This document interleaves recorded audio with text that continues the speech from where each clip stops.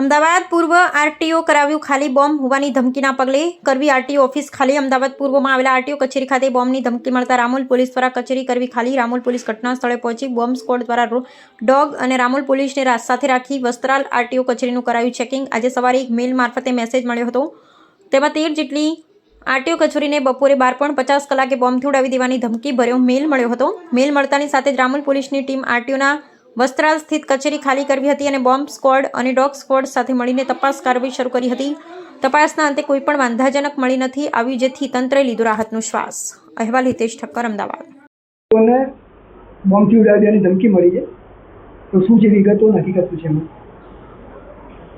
RTO વસ્ત્રાલને જે તમે કોઈ બોમ્બથી ઉડાવવાની ધમકી મળી છે એના અનુસંધાને અત્રેથી કન્સર્ન પોલીસ સ્ટેશનને જાણ કરી ત્યાંથી પછી આપણે ડોગ સ્ક્વોડ, બોમ્બ સ્ક્વોડ અને જે પણ જરૂરી કાર્યવાહી છે એમના દ્વારા કરવામાં આવી છે. તપાસમાં શું આવી છે સાહેબ? અત્યારે તપાસમાં હાલ પૂરતું તો કોઈ શંકાસ્પદ જણાયું નથી. ધમકી શેના મારફતે મળેલી છે સર?